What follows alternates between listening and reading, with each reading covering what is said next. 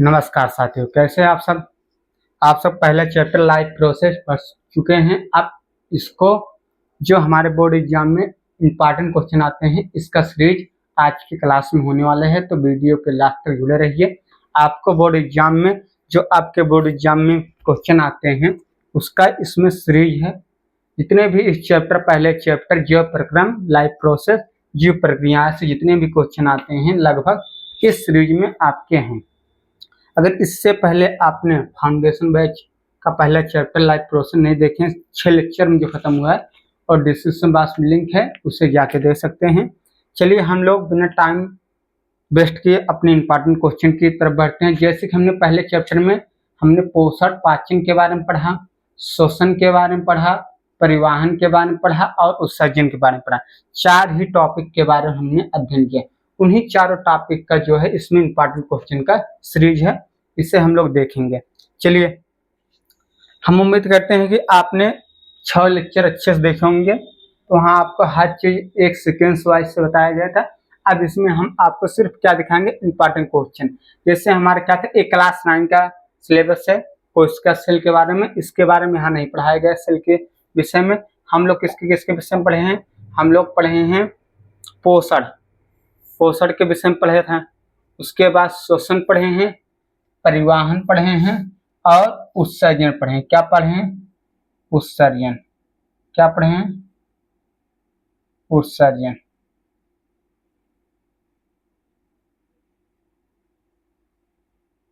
उत्सर्जन के बारे में हम लोगों ने पढ़ा था। ठीक है, ये क्या है? ब्रेक है, किडनी है, उत्सर्जन तंत्र, इन सब के बारे में हम लोगों ने पढ़ा था। चलिए इसके इंपॉर्टेंट क्वेश्चन की तरफ बढ़ते हैं। हमारा पहला क्वेश्चन क्या है? चलिए, पढ़ो स्मार्ट बनो और टॉपर। जब पढ़ोगे, प्रैक्टिस करोगे, प्रीवियस ईयर के क्वेश्चन सॉल्व करोगे, तभी आप टॉपर की लिस्ट में आ पाओगे, टॉप 10। 100% बोर्ड में पूछे जाने वाले प्रश्न UP board and Bihar board के लिए उपयोगी है। तो जो भी है देखिए, पहले क्वेश्चन तरफ बढ़ते हैं। पहला क्वेश्चन क्या है? चलिए, पहला क्वेश्चन क्या है? हमारे जैसे बहुकोशिकीय जीवों में ऑक्सीजन की आवश्यकता पूरी करने में विसरण क्यों अपर्याप्त है? हमारा पहला क्वेश्चन ये है। इसका आंसर यहाँ पर राइट है, तो आंसर देख सकते हो। हमारे जैव जैसे बहुकोशिकीय जीवों में ऑक्सीजन की आवश्यकता पूरी करने के विसरण क्यों अपर्याप्त है? तो हम लोग देख सकते हैं, बहुकोशिकीय जीवों का शरीर बड़ा होता है। जो बहुकोशिकीय जीव होते हैं उनका शरीर बड़ा होता है और जटिल होता है, बड़ा भी होता है, जटिल होता है, और इसमें पाचन और शोषण के लिए एक अलग सिस्टम तंत्र अंग होते हैं। सभी कोशिकाएं बाहरी वातावरण के सीधे संपर्क में नहीं होती हैं। सभी कोशिकाएं वातावरण के सीधे संपर्क में नहीं होती है, इसलिए ना उसमें शोषण हो सकता है ना पाचन हो सकता है। इसके लिए एक विशेष अंग होता है। विसरण एक धीमी प्रक्रिया है जिससे ऑक्सीजन सभी कोशिकाओं तक समय पर नहीं पहुंच सकती, इसलिए प्रक्रिया अपर्याप्त है। तो कह रहा है जैसे हम लोग एक कोशिका में हमारा ऑक्सीजन की आवश्यकता पूरी करने के लिए विसरण अपर्याप्त क्यों? जैसे हमारे एक कोशिका न उसमें कोई विशेष पाचन तंत्र होता है, न कोई विशेष शोषण तंत्र होता है, उसमें हमारा विसरण के द्वारा ही पर्याप्त मात्रा में ऑक्सीजन उनके कोशिकाओं तक पहुंच जाता है। लेकिन जो हमारे बहुकोशिकीय होते हैं, एक क्या होते हैं, इनके शरीर क्या होते हैं, बड़े होते हैं और जटिल होते हैं, इनके शरीर के सभी अंगों तक ऑक्सीजन पर्याप्त मात्रा में नहीं पहुंच सकता, इसलिए ऑक्सीजन सभी कोशिकाओं तक नहीं पहुंच सकता है, इसलिए प्रक्रिया अपर्याप्त है। इसलिए इसमें शोषण तंत्र के लिए अलग सिस्टम होता है और पोषण पाचन तंत्र के लिए अलग सिस्टम होता है। इतना है। तो ये क्वेश्चन है, अगर ऐसा आता है तो ये आप करके आना, राइट। चलिए, एक कोशिका क्या अमीबा है, बहुकोशिकीय क्या है, जीव जंतु जैसे जानवर के, मनुष्य के, ये क्या है, बहुकोशिकीय है। आगे बढ़ते हैं। दूसरा क्वेश्चन क्या है? कोई वह सजीव है, इसका निर्धारण करने के लिए हम किस मापदंड का उपयोग करेंगे? और कोई वह सजीव है, इसका निर्धारण हम कैसे करेंगे? सजीव है तो इस पे कौन से मापदंड रखे गए? तो उसमें जाके लिखना होगा, पढ़ चुके होंगे। तो यहाँ उत्तर, सजीवता का निर्धारण निम्न आधार पर किया जाता है। सजीवता का निर्धारण निम्न आधार पर किया जाता है। पहला क्या है? पोषण की क्षमता। देखेंगे उसमें पोषण की क्षमता है कि नहीं। अगर पोषण की क्षमता है तो क्या सजीव के लक्षण में आएंगे। वृद्धि क्षमता, क्योंकि वो विकास कर रहे हैं, जैसे पेड़ पौधों को, मनुष्य को, जीव जंतु को, अगर ये अपने आकार को बढ़ा रहे हैं तो भी क्या सजीव है। शोषण, वाहन और सृजन जैसी जो प्रक्रिया है उसमें क्या हमें शोषण भी होना चाहिए, वाहन भी होना चाहिए और उत्सर्जन भी होना चाहिए। अगर ये जो प्रक्रियाएं हो रही हैं तो वो क्या सजीव है। जनन क्षमता, यानी जनन क्षमता, अपने समान लक्षण वाले नए पेड़ पौधे या नए जीव जंतु का अगर निर्माण कर सकते हैं तो सजीव के लक्षण में आएंगे। कोशिकीय स्तर पर निरंतर गतियां, जो कोशिकीय स्तर है इन पर निरंतर गतियां होनी चाहिए, मूव होनी चाहिए, तो ये हमारे सजीव के लक्षण में आएंगे। जो मृत कोशिका है ये बाहर त्याग देना चाहिए, और जो नई कोशिका अगर उसका निर्माण और निरंतर गतियां कर रही है तो हमारे सजीव के लक्षण है। हमारा पोषण क्षमता, ये सब अगर क्षमता है तो क्या है, हमारा एक सजीव के लक्षण है। अगर बोर्ड एग्जाम में ऐसा आता है तो आप इतना लिखेंगे सजीव, जैसे पेड़ पौधे क्या होंगे, पेड़ पौधे जीव जंतु, ये क्या है, हमारे सजीव होने के लक्षण को दर्शाते हैं, क्योंकि इसमें हमारा पोषण की क्षमता होती है, वृद्धि की क्षमता होती है, श्वसन, वाहन, उत्सर्जन, प्रजनन सभी की क्षमता होती है इनमें, तो इसलिए क्या सजीव के मापदंड है। तीसरे क्वेश्चन तरफ बढ़ते हैं। तीसरा क्वेश्चन हमारा क्या है, किसी जीव द्वारा किन कच्ची सामग्रियों का उपयोग किया जाता है।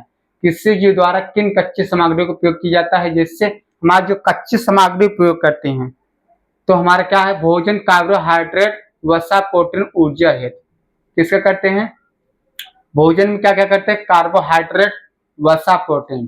कार्बोहाइड्रेट किसमें मिलता है, केला मिल गया, चावल मिलेगा और आटे की रोटी में गेहूं मिलेगा। वसा कहाँ मिलेगा, जितने भी हमारे क्या हैं आयल, जैसे सरसों तेल हो गया, घी हो गया, इन सब में क्या मिलेगा, वसा मिलेगा। और प्रोटीन जितने भी हमारे पौधों के बीज होते हैं, दाल हो गया, अरहर हो गया, मूंग की दाल हो गया, राजमा हो गया, इन सब में क्या मिलेगी, प्रोटीन मिलेगी। और जो हमारे जीव जंतुओं के भी अंडे होते हैं उसमें प्रोटीन पाए जाते हैं, जैसे मुर्गी अंडे, इन सब में क्या होता है, प्रोटीन पाया जाता है। ऊर्जा, ऑक्सीजन शोषण है, ऑक्सीजन के लिए उपयोग होता है शोषण में, मतलब शरीर के प्रत्येक कोशिकाओं में ऑक्सीजन पहुंचना अनिवार्य है, क्योंकि वहां कोशिकाओं ग्लूकोज कहते हैं, ग्लूकोज सक्रिय करके क्या अपनी श्वसन क्रिया को कंप्लीट करते हैं। और जल जैव क्रिया है, जल क्या है, जैव क्रिया है। और हमारा खनिज लवण और कार्बन डाइऑक्साइड पौधों में प्रकाश संश्लेषण, खनिज लवण और कार्बन डाइऑक्साइड पौधों में प्रकाश संश्लेषण। खनिज लवण जैसे जल हो गया, मैग्नीशियम हो गया, जो भी जल होंगे वो जालियों के द्वारा अवशोषित होंगे और वायुमंडल से कार्बन डाइऑक्साइड लिया जाएगा और पौधे अपना भोजन स्वयं बनाएंगे प्रकाश संश्लेषण के माध्यम से। तो हमारा क्या है, कच्ची सामग्री का उपयोग किया जाता है। किसी जीव द्वारा किन कच्ची सामग्री का उपयोग किया जाता है, तो इतना किया जाता है, चाहे पेड़ पौधे हो चाहे जीव जंतु हो, तो आप इतना लिखेंगे, आपको नंबर अवश्य मिल जाएगा। चलिए नोट कर लीजिए, ये बहुत इंपॉर्टेंट है, नोट करिए। चलिए आगे बढ़ते हैं, क्वेश्चन नंबर नेक्स्ट हमारा क्या है, जीवन के अनुरक्षण के लिए आप किन प्रक्रमों को आवश्यक मानेंगे। जीवन के अनुरक्षण के लिए मतलब जीवन की रक्षा, जो प्रोटेक्ट कर सके, प्रोटेक्शन कर सके, उनके लिए किन प्रक्रमों को आवश्यक मानेंगे। तो समझे हमने 4 प्रक्रम बताया, क्या क्या, पोषण, शोषण, परिसंचरण और उत्सर्जन, ये 4 हैं जो हमारे जीवन को अनुरक्षण करेंगे। पोषण होगा, पोषण से हम क्या करेंगे, एनर्जी प्राप्त करेंगे। शोषण से हमारे कोशिकाओं में एनर्जी पहुंचेगी और परिसंचरण से हमारे जितने भी शरीर के कोशिकाएं उसमें क्या होगा, रक्त संचार होगा। और उत्सर्जन से हमारे अंदर जितने अपशिष्ट पदार्थ है,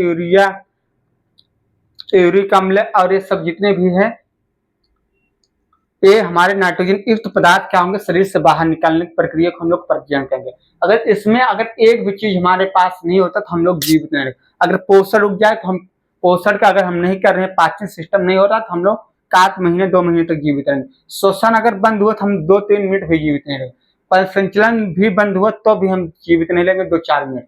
और उत्सर्जन अगर बंद हुआ तो हम समझो 7 हफ्ते जीवित रह सकते हैं, उसके बाद हमारा डिथ होना अनिवार्य। तो इसमें सभी आवश्यक है, पोषण भी आवश्यक है, शोषण भी आवश्यक है, परिसंचरण भी और उत्सर्जन भी। ये क्या होते हैं, 2-2 नंबर के हमने बोर्ड एग्जाम में आने लिखे, 2-2 नंबर के हमने आपको लेक्चर नंबर 1 बताया। वो लेक्चर नंबर आप देखिए, पोषण परिभाषा, शोषण परिभाषा, परिसंचरण परिभाषा और उत्सर्जन परिभाषा, वहां से आपको मिल जाएगा। डिस्क्रिप्शन बॉक्स में लिंक है, वहां से दे सकते हैं। यदि इसका पीडीएफ प्राप्त करना चाहते हैं तो इसी टेलीग्राम चैनल पर जाए, बेटा स्पीड की सुनसान क्लास लिखे, वहां आपको पीडीएफ प्राप्त हो जाएगी। चलिए क्वेश्चन नंबर 5 तरफ बढ़ते हैं। क्वेश्चन नंबर 5, प्रकाश संश्लेषण के लिए आवश्यक कच्ची सामग्री पौधा कहाँ से प्राप्त होता है? प्रकाश संश्लेषण के लिए आवश्यक कच्ची सामग्री पौधा कहाँ से प्राप्त होता है? पहले जल और खनिज मिट्टी के जड़ों से प्राप्त होते हैं, जो ज्वालामुखी के द्वारा, मूल रूम के द्वारा ऊपर पहुंचते हैं।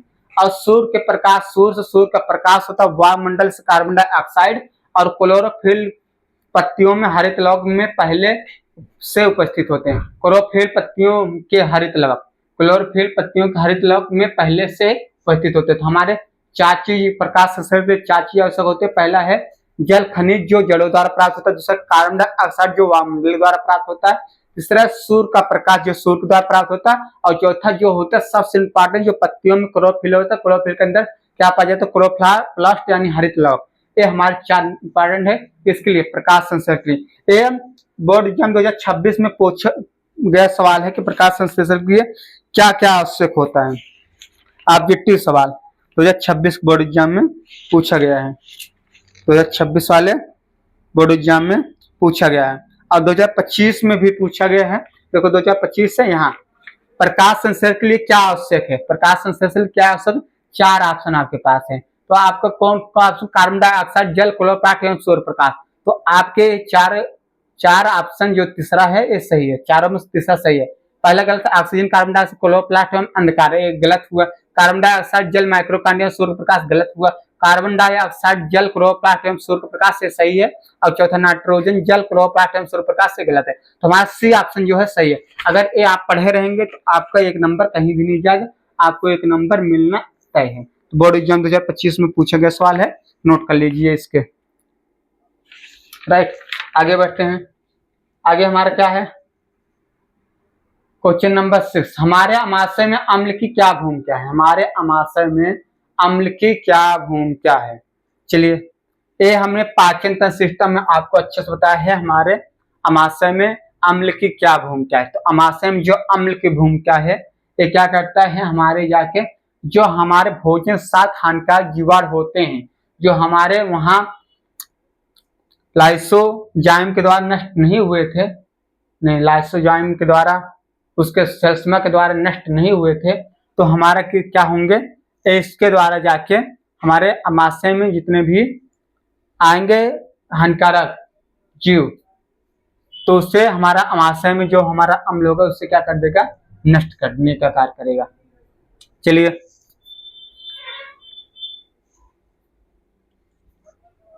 हमारे अमाशय की दीवारों से हाइड्रोक्लोरिक अम्ल स्रावित होता है। हमारे अमाशय दीवारों से हाइड्रोक्लोरिक अम्ल स्रावित होता है, जिसके मुख्य कार्य निम्नलिखित हैं। पहला क्या है, यह अमाशय के माध्यम को अम्लीय बनाता है, अमाशय के माध्यम को अम्लीय बनाता है, जिससे पेप्सिन एंजाइम सक्रिय होकर प्रोटीन का पाचन करता है। अम्लीय बनाता है जिससे पेप्सिन एंजाइम सक्रिय होकर प्रोटीन का पाचन करता है। यह भोजन के साथ पेट में पहुंच कर हानिकारक जीवाणुओं को नष्ट करता है, या भोजन के साथ पेट में पहुंचे हानिकारक जीवाणुओं को नष्ट करता है। ठीक है, तो हमने बताया मुख में भी हमारे कुछ जीवाणु नष्ट हो जाते हैं, अगर वहां से भी बच गए तो हमारे पेट में जाएंगे तो इसके कारण बैक्टीरिया क्या होंगे, नष्ट हो जाएंगे। नोट, यदि अमाशय में अम्ल की मात्रा अधिक हो जाती है, यदि अमाशय में अम्ल की मात्रा अधिक हो जाती है तो अम्लता बढ़ जाती है, उसकी अम्लता एसिडिटी बढ़ जाती है, जिससे दूर करने के लिए एंटासिड जैसे क्षारक मिलकर आप मैग्नीशियम हाइड्रोक्साइड का उपयोग करते हैं। क्षारक मिल्क ऑफ मैग्नीशियम, जिससे रसायन नाम मैग्नीशियम हाइड्रोक्साइड का उपयोग करते हैं।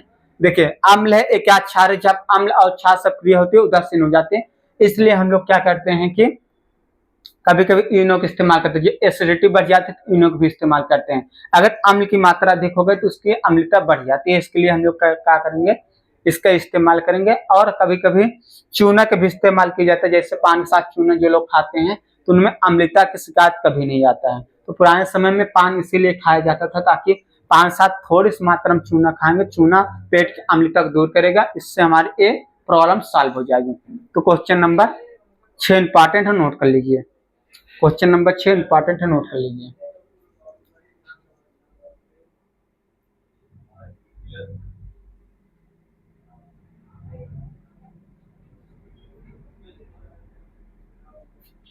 नोट हुआ गया?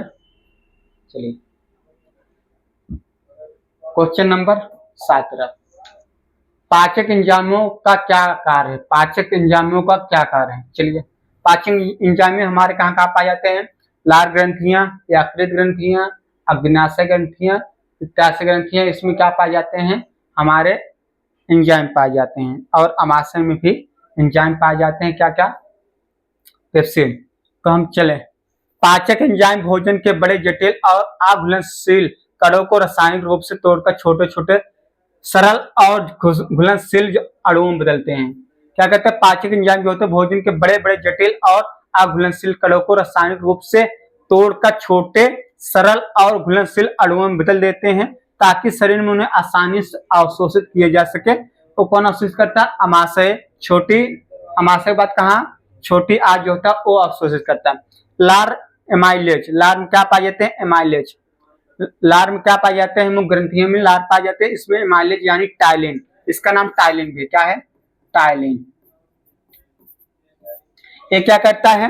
मुख में स्टार्च को सरल शर्करा में बदलता है। मुख में स्टार्च को यानी जो मंड है इसको सरल शर्करा में बदलता है। पेप्सिन और ट्रिप्सिन, पेप्सिन क्या करता है? प्रोटीन को अमीनो अम्ल बदलता है।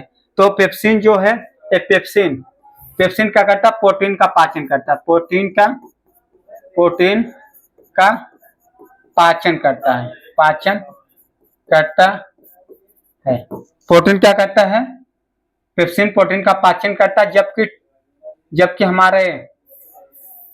हमारा ट्रिप्सिन ये प्रोटीन को अमीनो अम्ल बदलता है। प्रोटीन को एमिनो अम्ल में बदलता है। एमिनो अम्ल में बदलता है। कहाँ बदलता है? छोटी आंत में। अम्ल में बदलता है।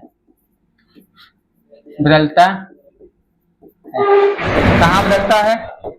ये देखो, अमाशय में बदलता है। इसकी क्रिया कहाँ होती है? अमाशय में। और इसकी क्रिया कहाँ होती है? छोटी आंत में। छोटी आंत में, राइट। और लाइपेज क्या करता है? लाइपेज क्या करता है? वसा को वसा अम्ल तथा ग्लिसरॉल में बदलता है। लाइपेज क्या करता है? वसा को वसा अम्ल और ग्लिसरॉल में बदलता है। तो हमारे क्या है? ये पाचन है। ये हमारे पाचन में सहायक एंजाइम जो होते हैं ये होते हैं, राइट। नोट कर लीजिए, इसे नोट कर लीजिए।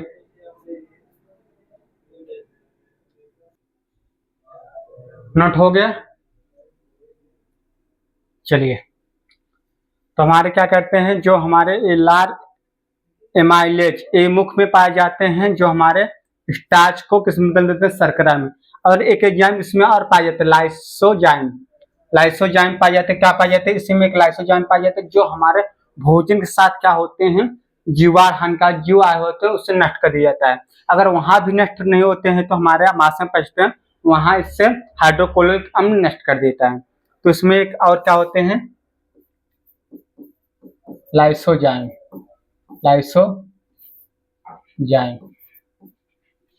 ये क्या करते हैं? जीवाणु को नष्ट करते हैं। भोजन में जीवाणु को नष्ट करते हैं। अगर यहाँ से अगर मुख से बच गया, मुख में क्या हुआ? मुंह से बचा तो हमारा कहाँ आएगा? यहाँ अमाशय में सेल से नष्ट कर देगा। चलिए, नोट हो गया? आगे बढ़ते हैं। 8वें क्वेश्चन, पचे हुए भोजन को अवशोषित करने के लिए छोटी आंत को कैसे अभिकल्पित किया गया है? मतलब जो पचे हुए भोजन को उपचार करता है? छोटी आंत करता है। इससे उपचार किस में बदल देता है? रक्त में बदल देता है। तो इससे किस प्रकार अभिकल्पित करेंगे? अगर बोर्ड एग्जाम में पूछेगा तो हम लोग ऐसे लिखेंगे, पचे हुए भोजन के अधिकतम अवशोषण के लिए छोटी आंत के आंतरिक दीवारों पर उंगली जैसे सूक्ष्म प्रवर्ध पाए जाते हैं, जिन्हें रंसाकुर कहते हैं। तो हमारे पचे हुए भोजन को अधिकतम अवशोषण के लिए छोटी आंत की आंतरिक दीवारों पर उंगली जैसे सूक्ष्म प्रवर्ध पाए जाते हैं, जिन्हें रंसाकुर कहते हैं। जिन्हें क्या कहते हैं? रंसाकुर कहते हैं। रंसाकुर का कार्य क्या है? ए रंसाकुर अवशोषण के लिए सतही क्षेत्रफल को बहुत अधिक बढ़ा देते हैं। ए रंसाकुर क्या कहते हैं? अवशोषण के लिए जो सतही क्षेत्रफल है इससे अधिक बढ़ा देते हैं ताकि भोजन को, पचे हुए भोजन को उपचार किया जा सके। इनमें रुधिर वाहिकाएं का घना जाल होता है। इसमें क्या होता है? रुधिर वाहिकाएं का घना जाल होता है, जिससे अवशोषित भोजन सीधे रक्त में चला जाता है और शरीर के प्रत्येक कोशिकाओं तक पहुंचता है। तो इसमें क्या होता है? बहुत अधिक बढ़ा देते हैं। इसमें रुधिर वाहिकाओं का घना जाल होता है। इसमें रुधिर वाहिकाओं का घना जाल होता है, जिससे अवशोषित भोजन सीधे कहाँ चला जाता है?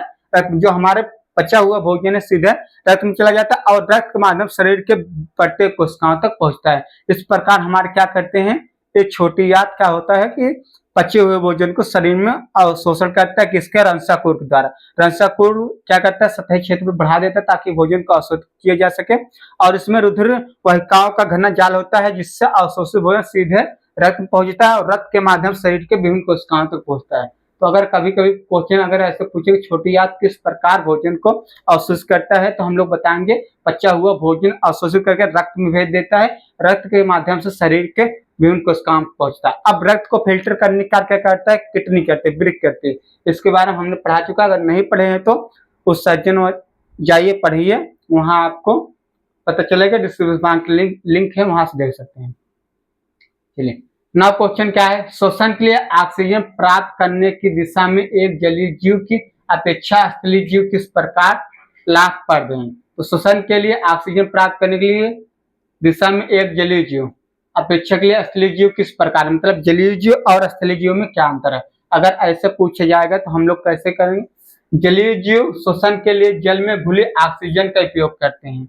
किसका उपयोग करते हैं? जो जलीय जीव होते हैं, जल में जो हमारा ऑक्सीजन घुला है उसका उपयोग करते हैं, जो वायुमंडलीय की तुलना में बहुत कम होती है। वायुमंडलीय की तुलना में बहुत कम होती है। जाहिर सी बात है, स्वाभाविक पानी हमारा ऑक्सीजन कम होगा और जल में ऑक्सीजन कम होगा और वायुमंडल में अधिक होगा, इसलिए उन्हें अधिक तेजी से श्वसन करना पड़ता है। और स्थलीय जीव वायुमंडल की खुली हवा से सीधे ऑक्सीजन ग्रहण करते हैं। खुली हवा से सीधे ऑक्सीजन ग्रहण करते हैं, जहां ऑक्सीजन की मात्रा लगभग 21% होती है। जहां ऑक्सीजन की मात्रा क्या होती है? 21% होती है। इसलिए उन्हें कम ऊर्जा खर्च करनी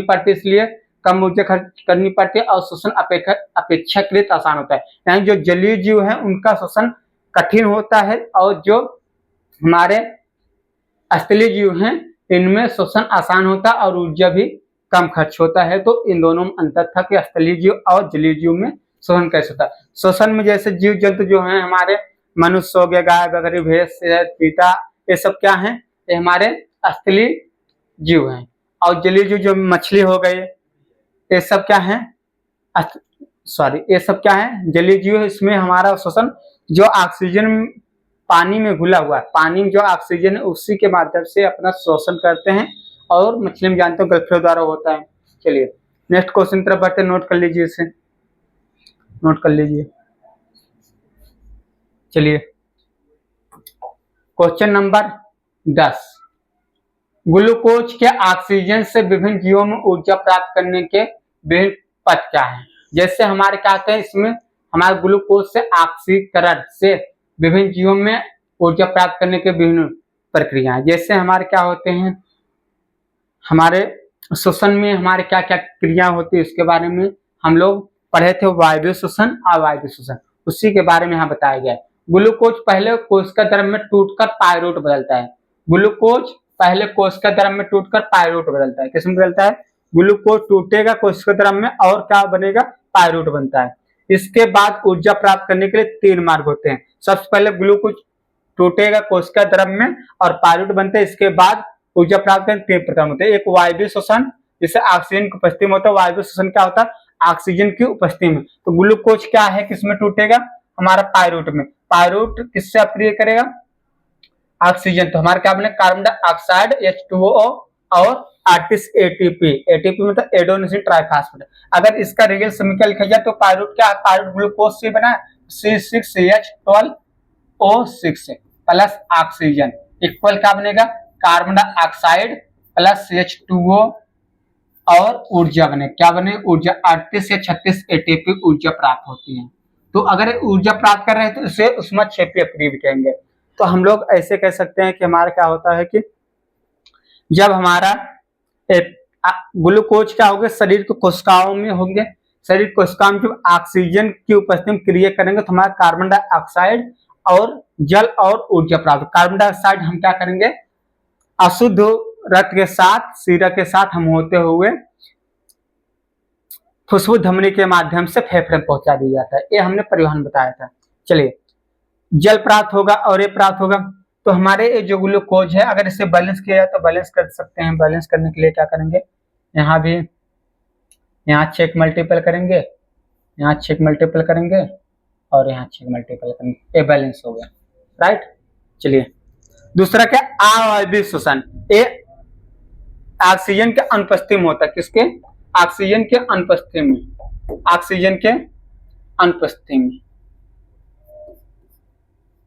ऑक्सीजन के, ऑक्सीजन अनुपस्थिति होती है, अनुपस्थित में होता है। ये क्या कहता है, पायरुवेट किस में बदल जाता है, एथेनॉल में। पायरुवेट किस में बदल जाता है, एथेनॉल में, यानी अल्कोहल में बदल जाता है। और कार्बन डाइऑक्साइड और 2 ATP एडेनोसिन ट्राइफॉस्फेट ऊर्जा मुक्त करती है। क्या है, ये ऊर्जा है, ये हमारा ऊर्जा होता है। क्या होता है, ऊर्जा। अगर बात की जाए तो पायरुवेट, पायरुवेट किससे मिलकर बना है, ग्लूकोज से। किससे मिलकर बना है, ग्लूकोज। ग्लूकोज टूटा है तभी पायरुवेट बना है। तो हमारा C6H12O6 की क्रिया जब होगी तो क्या होगा कि एक इसमें टूट गया, ऑक्सीजन को, ऑक्सीजन तो होगा ना, ये एथेनॉल में बदले। किसमें, ethanol, C2H5OH plus carbon dioxide plus 2 ATP ये प्राप्त होगा। यानी जब ऑक्सीजन के अनुपस्थिति में होगा तो हमारा, ऑक्सीजन के अनुपस्थिति में होगा तो हमारा ये क्या बना, एथेनॉल। इसी प्रक्रिया से हम लोग क्या बनाते हैं, अवायवीय श्वसन। ऐसे जीव जंतु जिसमें अवायवीय श्वसन होते हैं उसका हम लोग क्या करते हैं, किण्वन करा के क्या प्राप्त कर लेते हैं, एल्कोहल शराब प्राप्त कर लेते हैं। तो ये इस माध्यम से हमारा होता है। यानी अवायवीय श्वसन में वही ग्लूकोज किसमें कन्वर्ट हो जाएगा, किसमें कन्वर्ट होगा, किसमें होगा, एल्कोहल में, शराब में।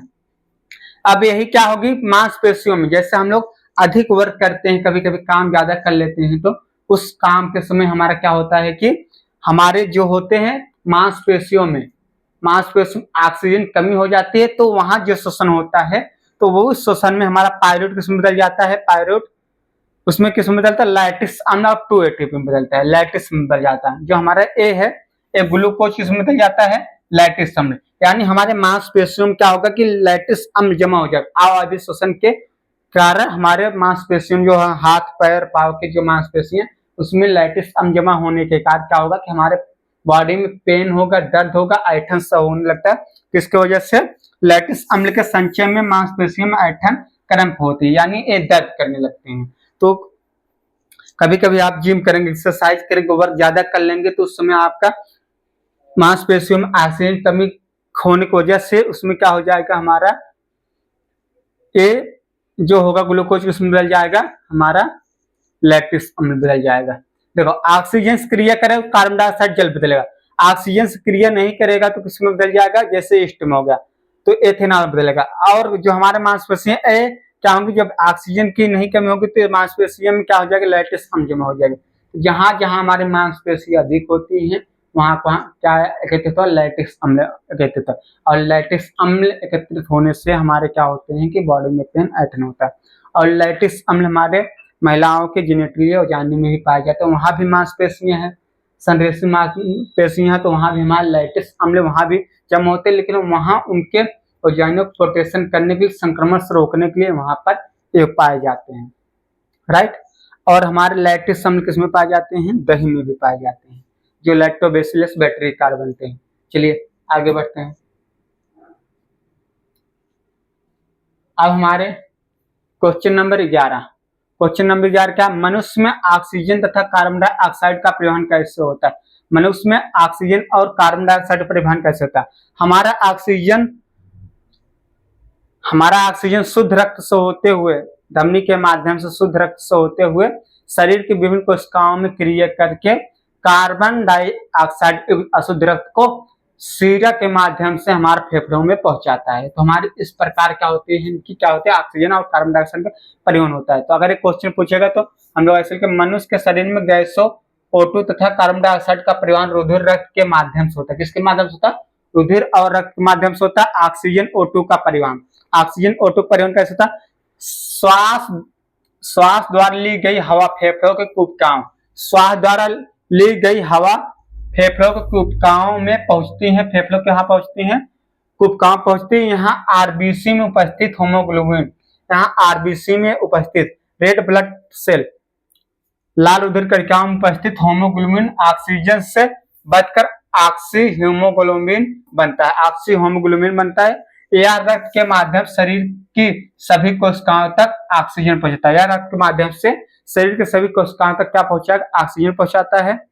इस प्रकार हमारे क्या होगा कि हमारे जो होंगे श्वास द्वारा ली गई हवा फेफड़ों के कुबकाओं से या आरबीसी में उपस्थित हीमोग्लोबिन ऑक्सीजन से बचकर ऑक्सी हीमोग्लोबिन बनाता है। यह रक्त के माध्यम शरीर के विभिन्न कोशिकाओं तक होता है। तो जो हमारे शुद्ध रक्त होते हैं, जो ऑक्सीजन युक्त रक्त होते हैं, हमारे किसमें बहते हैं? धमनी में बहता है। किसमें बहते हैं? धमनी में बहता है। लेकिन जो हमारा फुस्फुस धमनी अपवाद है, यहाँ अशुद्ध रक्त होता है। क्या होता है? अशुद्ध रक्त होता है। Right. Carbon dioxide, carbon dioxide परिवहन कोशिकीय श्वसन के दौरान बनी कार्बन डाइऑक्साइड, जब कोशिकीय श्वसन हो गया, कंप्लीट हो गया, तो उस दौरान जैसे यहाँ श्वसन कंप्लीट हो गया, यहाँ श्वसन कंप्लीट होगा, अब क्या बनेगा? Carbon dioxide. ये जो कार्बन डाइऑक्साइड बनेगा, कार्बन डाइऑक्साइड रक्त प्लाज्मा में घुलकर, रक्त किसमें?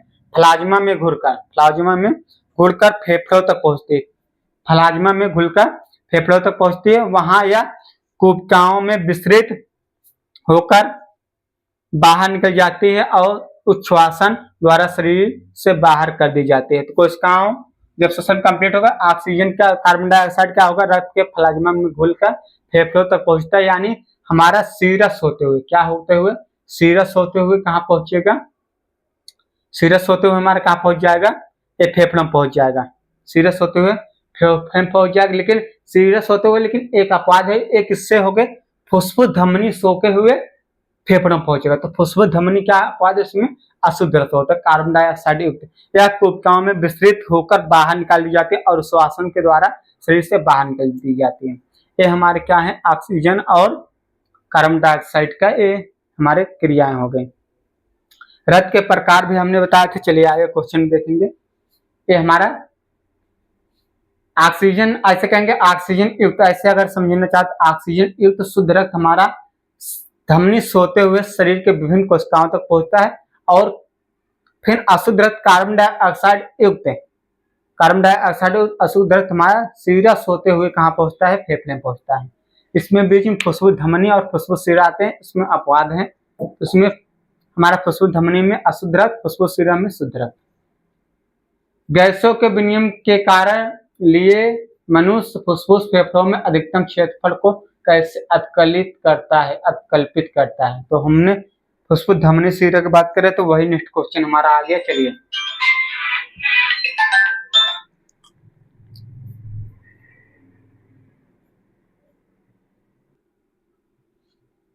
चलिए नोट हो गया।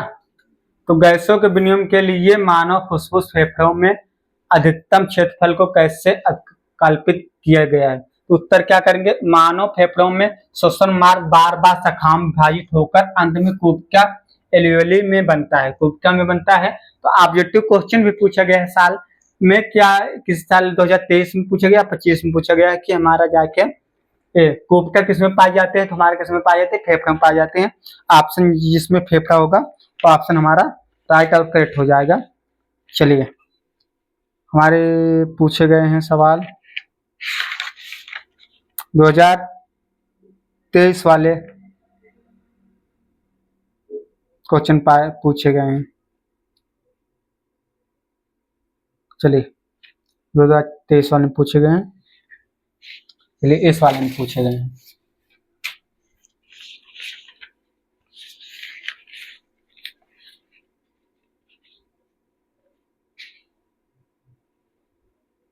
कुबका व कोशिका पाई जाती है, तो हम लोग क्या करेंगे? फेफड़ों में। हमारा क्वेश्चन यहाँ 1 नंबर पूछा गया है। राइट। चलिए आगे बढ़ते हैं।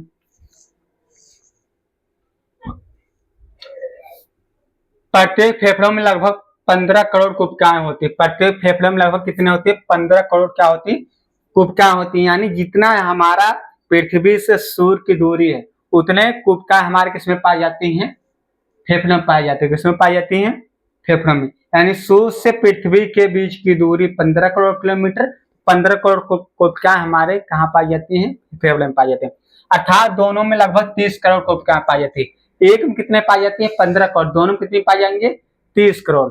यदि इनकी सतह फैलाई जाए तो यह लगभग 80 मीटर स्क्वायर क्षेत्रफल घेरते हैं। अगर इनकी सतह को फैला दिया जाए तो 80 मीटर स्क्वायर क्षेत्रफल घेरते हैं। कितना, 80 मीटर स्क्वायर क्षेत्रफल। 80 मीटर स्क्वायर क्षेत्रफल बहुत बड़ा होता है। अगर देखा जाए तो 80 मीटर मतलब 80 मीटर लंबाई, 80 मीटर चौड़ाई। अगर इसे फीट में कन्वर्ट किया जाए तो लगभग ये होगा 10 मीटर बराबर, 3 मीटर बराबर कितना होता है, 10 फीट। अगर 3 से भाग करेंगे तो ये 8 3 24, लगभग 8 3 24, 270-80 फीट, 270-80 फीट लंबाई, 270-80 फीट चौड़ाई। इतना बड़ा एरिया क्या होंगे, ये कवर करती है कौन, कोशिकाएं।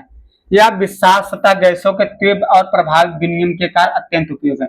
यह विशाल सतह गैसों के तीव्र और प्रभावी विनिमय का अत्यंत उपयोग है। इतना लिख देंगे तो हमारा इसमें जानकारी क्या क्या मिली, इसमें विभाजित होते हैं, 15 करोड़ कोशिकाएं होती है और दोनों में 30 करोड़ होते हैं। अगर इन्हें फैलाया जाए, सतही देखा जाए तो 80 मीटर स्क्वायर, 80 मीटर स्क्वायर मतलब तुम उसमें जाके एक बड़ा सा क्रिकेट स्टेडियम बना सकते हो, इतना बड़ा होता है 80 स्क्वायर, 80 मीटर स्क्वायर। चलिए क्वेश्चन नंबर नेक्स्ट तरफ बढ़ते हैं, 13।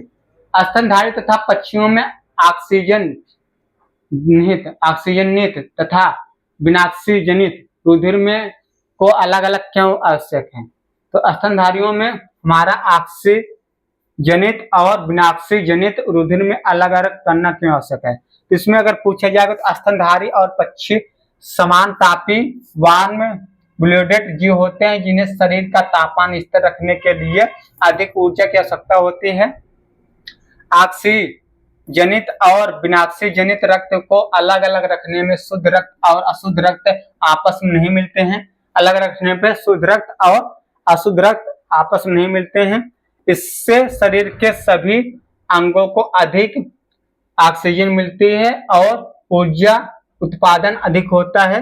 यदि रक्त मिश्रित हो जाए तो ऊर्जा उत्पादन कम हो जाएगा और शरीर की तापमान नियंत्रित नहीं रहेगा। तो हमारा जो हो गए, जो ऑक्सीजन ऑक्सीजनित और विनाक्सीजनित, ये जो होते हैं ऑक्सीजन युक्त और ऑक्सीजन युक्त जिसमें नहीं है। तो पहला क्या, जो शुद्ध रक्त होता, शुद्ध रक्त होगा जो ऑक्सीजन युक्त होगा, जो अशुद्ध रक्त तो होगा वो ऑक्सीजन युक्त नहीं होगा, उसमें कार्बन डाइऑक्साइड हो। और इनको दोनों अलग अलग रखा जाता है, इसलिए इसमें क्या पाया, दोहरा परिसंचरण तंत्र पाया जाता है। दोहरा परिसंचरण तंत्र, ये दोहरा किसके कारण होते हैं, दोहरा परिसंचरण तंत्र के कारण क्या क्या होते हैं, ये अलग अलग होते हैं। तो एक में क्या होगा, शुद्ध रक्त होगा, एक में क्या होगा, शुद्ध रक्त होगा, शुद्ध रक्त, और दूसरे में शुद्ध रक्त, और दूसरे में क्या होगा, अशुद्ध रक्त, अशुद्ध रक्त, अशुद्ध रक्त, जिसे हम लोग कहते हैं ऑक्सीजनित रक्त और विनाक्सीजनित रक्त। तो हमारा क्या है, दोनों अलग रखना पड़ता है, ताकि अलग नहीं रखेंगे तो मिश्रित हो जाए, ऊर्जा का उत्पादन कम हो जाएगी और तापमान नियंत्रित नहीं रहेगा, इसलिए इनके क्या रखा जाता है, अलग रखा जाता है। तो नोट कर लीजिए, नेक्स्ट क्वेश्चन तरफ बढ़ते हैं। नेक्स्ट क्वेश्चन हमारा क्या, उच्च संगठित उच्च संगठित पादप में वाहन तंत्र के घटक क्या हैं। तो उच्च संगठित पादप में वाहन तंत्र के दो मुख्य घटक है, पहला क्या है, जाइलम, दूसरा क्या है, फ्लोएम। जाइलम के द्वारा हमारा अवशोषित जल और खनिज लवण क्या होते हैं, पौधे के ऊपरी भाग तक तना पत्तियों फूल का पहुंचाया जाता है। और इसमें फ्लोएम में या पत्तियों से बने भोजन ग्लूकोज को शरीर के विभिन्न मतलब सारे पौधों के विभिन्न भागों तक पहुंचाते हैं। यानी ये दो डायरेक्शनल होते हैं, एक यूनिडायरेक्शनल होते हैं, यानी एक दिशा होते हैं, बहुदिशीय होते हैं। तथा अमीनो अम्ल को पौधों के सभी भागों तक पहुंचाते हैं। अमीनो अम्ल भोजन और अमीनो अम्ल ये साथ यहाँ रहूंगे क्या। चलिए, जाइलम क्या होता है, एक दिशीय होता है, क्या होता है, एक दिशीय होता है, एक दिशीय होता है, एक दिशीय होता है, एक दिशीय होता है। और क्या होता है, बहुदिशीय होता है, बहुदिशीय, विषीय होता है। इससे क्या होगा कि सिर्फ हमारा क्या होता है, जो जड़ों में अवशोषित जल और खनिज लवण को शरीर के ऊपरी भाग तना पत्तियों फूलों तक पहुंचता है, लेकिन फ्लोएम क्या करता है, जो बने भोजन होते हैं ये हमारे पौधों के विभिन्न भागों तक पहुंचाता है। चलिए क्वेश्चन नंबर नेक्स्ट की तरफ बढ़ते हैं। मनुष्य में ऑक्सीजन तथा कार्बन डाइऑक्साइड परिवहन कैसे होता है? मनुष्य में ऑक्सीजन और कार्बन डाइऑक्साइड परिवहन हम बार बार बता चुके हैं। इसमें ऑक्सीजन परिवहन क्या होता है, जब हम क्या कहते हैं रुधिर के माध्यम से होता है, तो उसमें का ऑक्सीजन का परिवहन श्वास द्वारा ली गई हवा फेफड़ों में कोशिकाओं में पहुंचती है, या आरबीसी में उपस्थित हीमोग्लोबिन ऑक्सीजन से बढ़कर ऑक्सी हीमोग्लोबिन बनाता है, या रक्त के माध्यम शरीर के सभी कोशिकाओं तक पहुंचता है, ऑक्सीजन पहुंचता है। ये हमने ये दोबारा क्वेश्चन पूछा गया है, ये दो क्वेश्चन इसी प्रकार के क्वेश्चन हमने और बता चुके हैं। कार्बन डाइऑक्साइड का परिवहन कोशिकीय श्वसन के दौरान बनी CO2 रक्त में प्लाज्मा घुलकर फेफड़ों तक पहुंचती है, यहाँ वहां या कोशिकाओं में विस्तृत होकर बाहर निकल जाती है और उस श्वसन द्वारा शरीर के बाहर। इस क्वेश्चन सेम दो बार है, देखो एक क्वेश्चन हमारा सेम दो बार है, इसलिए हमने इससे ज्यादा नहीं बताया। दो क्वेश्चन है, क्वेश्चन नंबर 11, क्वेश्चन नंबर यहीं पर है, एक है और मनुष्य ऑक्सीजन और कार्बन डाइऑक्साइड परिवहन, देखो सेम है क्वेश्चन, ऑक्सीजन और कार्बन डाइऑक्साइड परिवहन, एक ही क्वेश्चन दो बार हो गया, एक क्वेश्चन दो बार हो गया। तो इससे हम क्या करते हैं, क्वेश्चन दो बार ऐसे रिमूव कर देते हैं इस पेज को। 14 15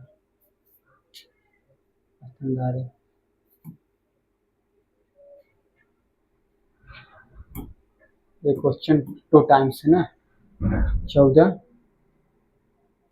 13 14 14 के बाद 11 डबल टाइम हो गया, संख्या का तो 11 के बाद 12 ऐसे भी। तो भी जो डबल क्वेश्चन है इसे हम डिलीट करते हैं, ये डबल है, ये भी डबल है,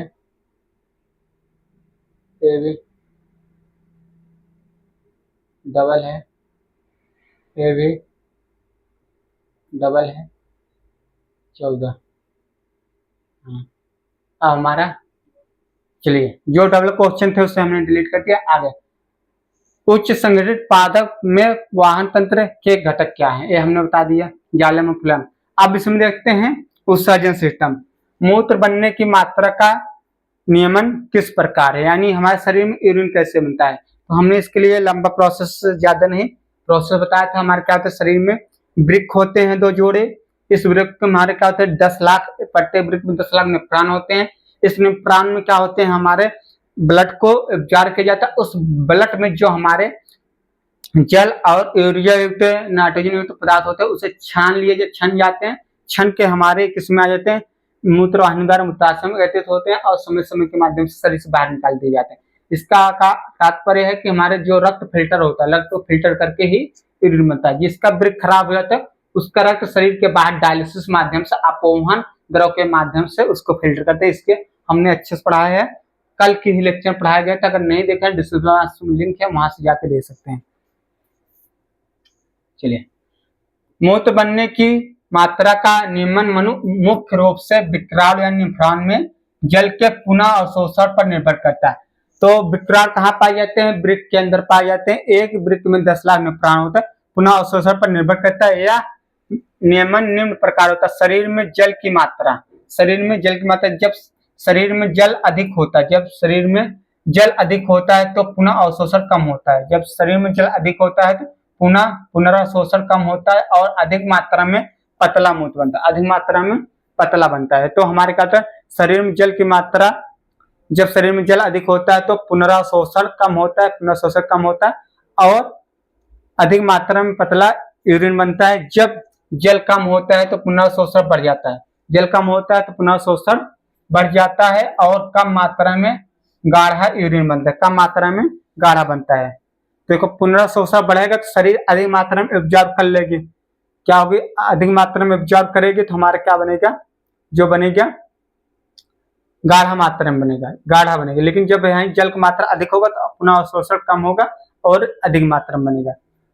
अपशिष्ट पदार्थों की मात्रा, रक्त में यूरिया व अन्य अपशिष्ट पदार्थों होने पर उन्हें बाहर निकालने के लिए अधिक जल की आवश्यकता होती है, जिससे यूरिन अधिक बनता है। तो अगर हम चाहते हैं कि अपशिष्ट पदार्थों की मात्रा रक्त में यूरिया अन्य अपशिष्ट अधिक होने पर उन्हें बाहर निकालने के लिए अधिक जल की आवश्यकता होती है, इससे यूरिन अधिक बनता है। तो हम क्या करेंगे, इससे अपशिष्ट पदार्थ शरीर से बाहर निकाल के पानी की मात्रा अधिक शरीर में, पानी अधिक पिएंगे, पानी अधिक पिएंगे तो पुनः अवशोषण कम होगा, उसका पुनः अवशोषण कम होगा तो हमारा यूरिन के माध्यम से जितने भी अपशिष्ट पदार्थ है शरीर से बाहर निकल जाएंगे।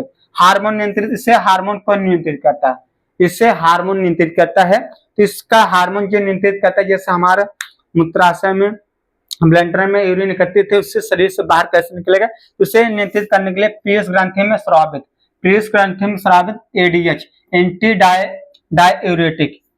डाययूरेटिक हार्मोन्स, एडीएच यानी एंटी डाययूरेटिक हार्मोन्स वृक्क नलिकाओं में जल के पुनर्शोषण को नियंत्रित करता है। तो ये क्या करता है, एडीएच हार्मोन जो है एंटी डाययूरेटिक हार्मोन्स वृक्क के नलिकाओं में जल के पुनर्शोषण को नियंत्रित करता है, जिससे यूरिन की मात्रा संतुलित रहती है। अगर यही हार्मोन्स क्या करे, संतुलित न करे तो हमारा यूरिन की मात्रा संतुलित नहीं रहेगी, तो हमें क्या होगा, ज्यादा यूरिन क्या बनेगा, ज्यादा बनेगा, और हमें हर घंटे में लगभग जाना पड़ेगा यूरिन, शरीर से यूरिन को बाहर निकालने के लिए। तो इसलिए इसे कौन नियंत्रित करता है, एडीएच हार्मोन। तो यूरिन को नियंत्रित कौन करता है, हम लोग कहेंगे संतुलित कौन करता है, एडीएच हार्मोन। एडीएच हार्मोन्स की मात्रा कम ज्यादा होने की वजह से क्या होंगे, इनबैलेंस होगा, और इन्हीं माध्यम से हम शरीर, यही हार्मोन्स क्या होता है, जनरेट होते हैं, इसके माध्यम से हम लोग क्या करें, यूरिन को शरीर से बाहर त्याग कर पाते हैं। तो जो एडीएच है ये इंपॉर्टेंट है, नोट कर लीजिए, एडीएच हार्मोन्स, राइट। आगे बढ़ते हैं। मनुष्य में वृक्क एक तंत्र का भाग जो संबंधित है किससे है, उत्सर्जन से। मनुष्य में वृक्क एक तंत्र का भाग जो संबंधित है किससे, उत्सर्जन से। तो ऑब्जेक्टिव को 4 ऑप्शन दिए रहेंगे, पहला ऑप्शन है सही, राइट, ये सही। अगला ऑब्जेक्टिव को, पादप में जाइलम उत्तरदायित्व है जल का वाहन के लिए, किसके वाहन के लिए, जल और खनिज लवण के लिए, खनिजों के लिए, जल और खनिज के लिए भी, खनिज दोनों के, जल और खनिज, इसके लिए उत्तरदायित्व है। अगला क्वेश्चन, स्वपोषी पोषण के लिए आवश्यक है उपरोक्त सही, स्वपोषी पोषण के लिए आवश्यक है उपरोक्त सही। इसमें लिखा होगा, क्या क्या लिखा होगा, स्वपोषी के लिए क्या लिखा होगा, सूर्य लिखा होगा, सूर्य लिखा होगा, जल लिखा होगा, कार्बन डाइऑक्साइड लिखा होगा, और क्लोरोफिल लिखा होगा, क्लोरोफिल। ये सभी क्या है, उपयोग सभी, इसलिए इसमें उपयोग सभी का टिक लगा हुआ है, ठीक है। आगे बढ़ते हैं। पायरुट के विखंडन से यह कार्बन डाइऑक्साइड तथा ऊर्जा देता है और यह क्रिया कहलाती है। पायरुट के विखंडन से यह कार्बन डाइऑक्साइड तथा जल ऊर्जा देता है, प्रक्रिया कहलाती है माइटोकॉन्ड्रियम। यह क्रिया होती कहाँ होती है, पायरुट के विखंडन। जब पायरुट विखंडन होता है, पायरुट का ग्लूकोज का विखंडन होता है, ग्लूकोज उसमें करना तो पायरुट का विखंडन होता है, तो कार्बन डाइऑक्साइड और जल तथा ऊर्जा देता है, तो यह क्रिया होती है कोशिकाओं के माइटोकॉन्ड्रियम होती है, कोशिकाओं के माइटोकॉन्ड्रियम, कोशिकाओं के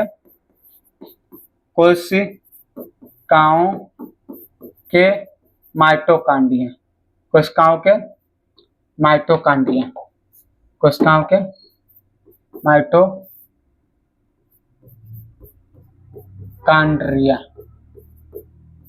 राइट। चलिए आगे बढ़ते हैं। हमारे शरीर में वसा का पाचन कैसे होता है, प्रक्रम कहाँ होता है। हमारे शरीर में वसा का पाचन किसमें होता है, ये वसा जो होता है किसमें बदल जाता है, वसा अम्ल और ग्रीष्म बदलता है। कौन बदलता है इससे, यकृत से निकलने वाला, इसे वसा का पूर्ण पाचन छोटी आंत में होता है, वसा का पूर्ण पाचन छोटी आंत में होता है, और यह 2 चरणों में पूरा होता है। इससे हम क्या कहते हैं, वसा का पाचन को हम कहते हैं इम्लिशीकरण।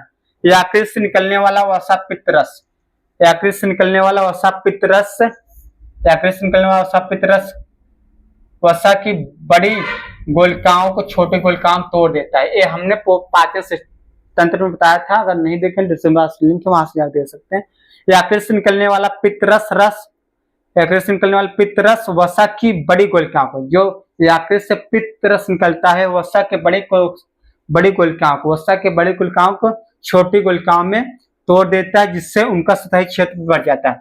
जिससे उनका सतही क्षेत्र बढ़ जाता है। तो हमारे क्या कहता है, यकृत से जो पित्त रस निकलता है वसा की बड़ी गुलिकाओं को छोटी गुलिकाओं तोड़ देता है, जिससे सतही क्षेत्र बढ़ जाता है। एंजाइम अग्न्याशय से निकलने वाले अग्न्याशय से निकलने वाले लाइपेज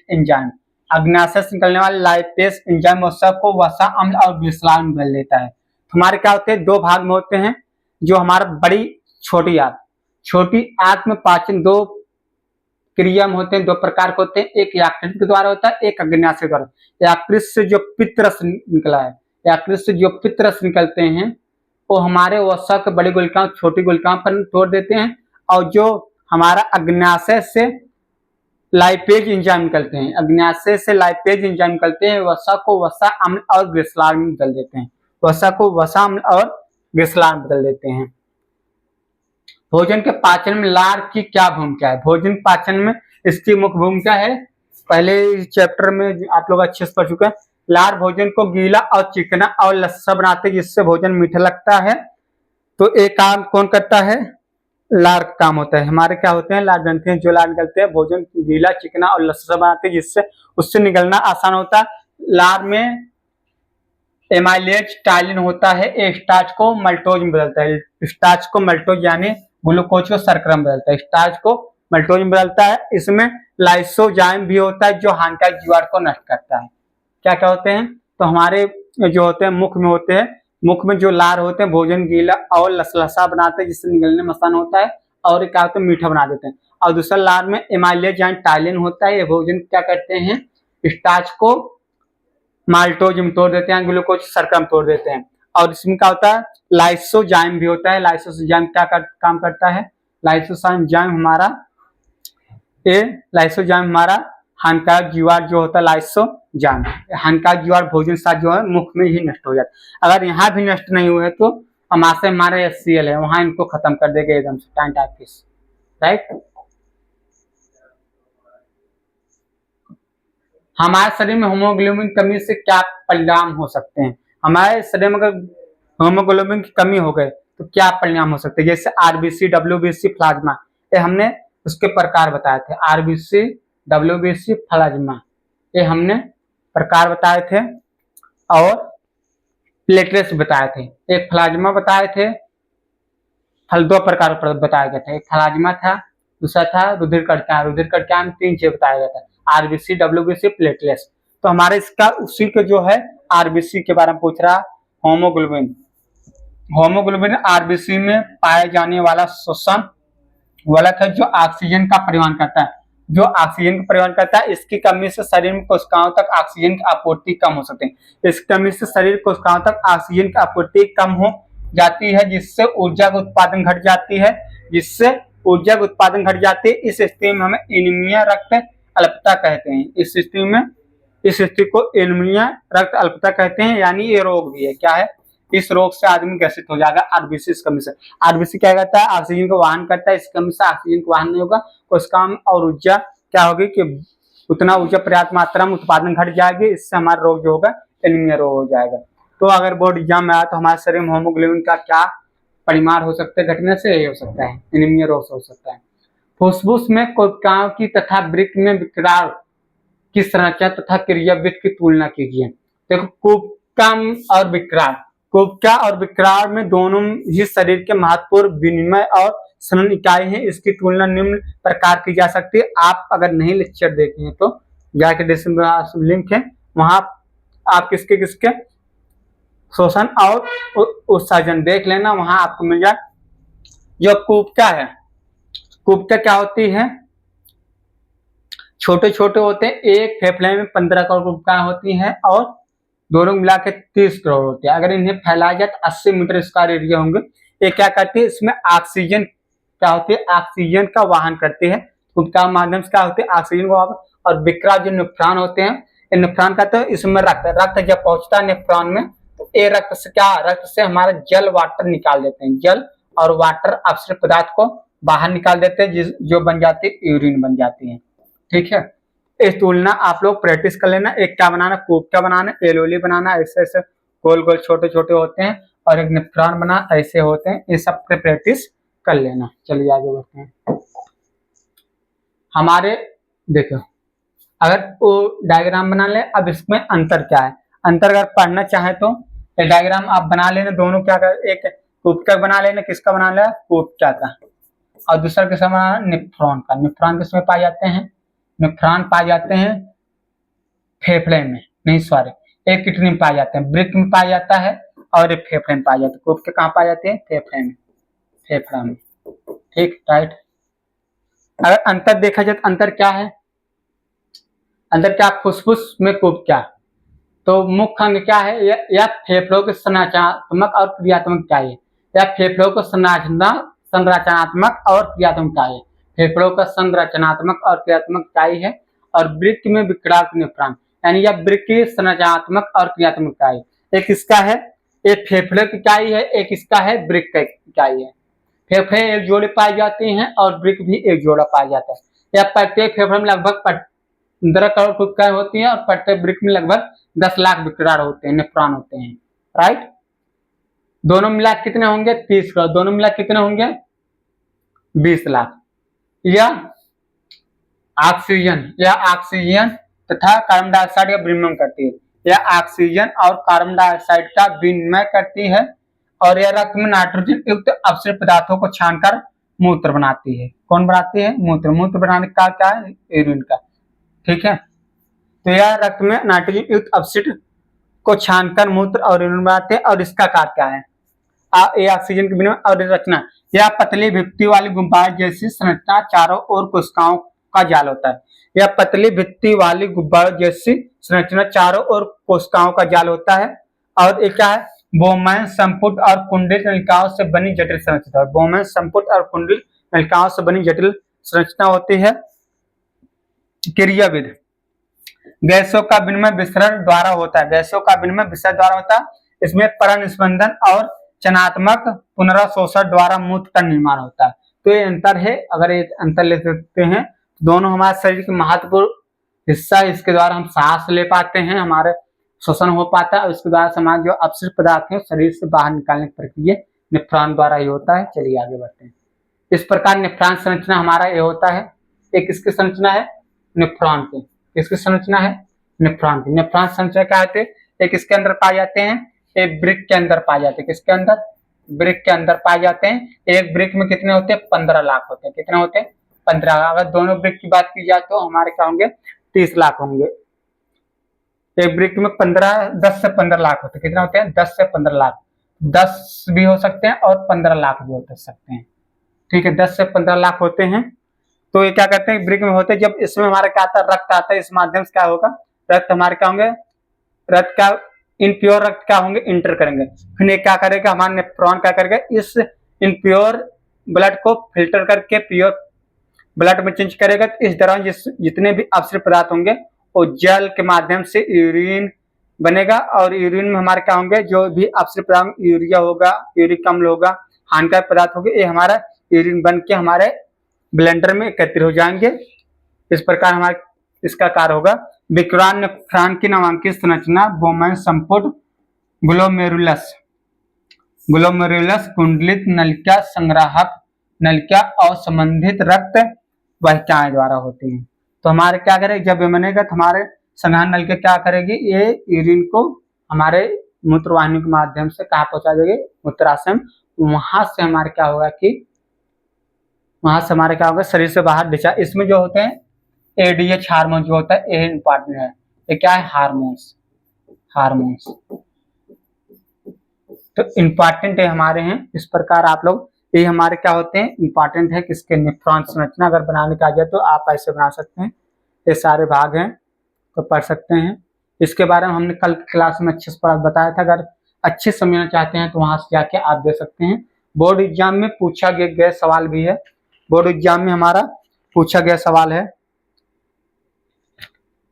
बोर्ड एग्जाम में हमारा पूछा गया सवाल क्या है, मानव उत्सर्जन तंत्र की संरचना एवं कार्य विधि का वर्णन कीजिए। तो ऐसे ब्रिक बनाना, यहाँ क्या बनाना, ब्रिक बनाना, क्या बनाना, ब्रिक बनाना। इसमें 2 मूत्रवाहिनियां होंगी, और यहाँ क्या होगा, मूत्राशय होगा, और यहाँ से हमारा मूत्र बाहर क्या किया जाएगा, क्या होंगे। इस प्रकार ब्रिक बनाना, क्या बनाना, ब्रिक बनाना, और क्या बनाना, नेफ्रॉन, इसकी संरचना विधि बता देना, आपको 6 नंबर मिल जाएगा। और इसको न कर पाए पादपों परिवहन का वर्णन तथा इसके महत्व, परिवहन कैसे होता है, जाइलम और फ्लोएम के द्वारा, इसके महत्व बता देना तब भी 6 नंबर मिल जाएगा। और स्वपोषी और विषमपोषी के उदाहरण बता देना, ये भी आपके 4 नंबर के हैं। ठीक है, इस प्रकार हमारा आहार श्रृंखला भी हमारा है 4 नंबर के, मानव वृद्धि हार्मोन, ये सब है। इस प्रकार आप बता सकते हैं, बोर्ड एग्जाम में अच्छे से अच्छे नंबर ला सकते हैं और नोट कर सकते हैं। चलिए नोट कर लीजिए। तो आप लोग पहला चैप्टर आपने देख लिया, पहला चैप्टर आपने क्या देखा, लाइफ प्रोसेस। आज हमने उसका इंपॉर्टेंट क्वेश्चन बोर्ड एग्जाम है तो बता दिए हैं। आपका केमिस्ट्री पहला चैप्टर खत्म हो चुका है, रासायनिक अपक्रिया समीकरण, केमिकल रिएक्शन एंड इक्वेशन, दूसरा चैप्टर जैव प्रक्रम लाइफ प्रोसेस भी खत्म हो चुका है। अब हमारा प्रकाश प्रवर्तन तथा अपवर्तन चलेगा कल से हमारा क्या चलेगा, प्रकाश का प्रवर्तन तथा अपवर्तन, reflection of light and reflection of light कल से हमारा चलेगा। उसको देखने के लिए तैयार रहिए, उसको देखने के लिए हम लोग क्या करेंगे, तैयार रहेंगे, उसे देखने के लिए तैयार रहेंगे। तो आज लास्ट तक देखने के लिए आप सभी का बहुत बहुत धन्यवाद। तो ऐसे जुड़े रहिए और हम लोग क्या करेंगे, इसी प्रकार हम लोग अपनी बोर्ड एग्जाम की तैयारी करेंगे। तो आज के लिए इतना ही, मिलेंगे अगली क्लास में। तब तक अपना प्रिपरेशन करिए, जो पढ़ाया गया उसे तैयार कर लीजिए। आज के लिए इतना ही, मिलेंगे अगली क्लास में। अगली क्लास हमारा प्रकाश प्रवर्तन तथा अपवर्तन है। अगली क्लास हमारा क्या है, प्रकाश का प्रवर्तन तथा अपवर्तन। अगली क्लास प्रवर्तन तथा अपवर्तन। तो हमारा एक चैप्टर केमिस्ट्री कंप्लीट किया, चैप्टर हम बायोलॉजी कंप्लीट किए। अब अगला चैप्टर हम किसका कंप्लीट करेंगे, अगला चैप्टर हम कंप्लीट करेंगे फिजिक्स का। अब हमारा एक कंप्लीट होगा। अगर इसका पीडीएफ प्राप्त करना चाहते हैं टेलीग्राम चैनल पे जाइए, टेलीग्राम चैनल का लिंक आपका ये है, ऐसे लिख देंगे सुनसान क्लास, तो आपको यहाँ पीडीएफ मिल जाएगी। क्या मिलेगी, पीडीएफ, वहां से प्राप्त कर सकते हैं। तो आज के लिए इतना ही, मिलेंगे अगले क्लास में। जय हिंद, जय भारत। अपना ध्यान रखिए, अपने परिवार का ध्यान रखिए। चलिए मिलते हैं अगली क्लास में। जय हिंद, जय भारत। वीडियो सेव हो चुका है, आप लोग इसे टेलीग्राम चैनल पर प्राप्त कर सकते हैं।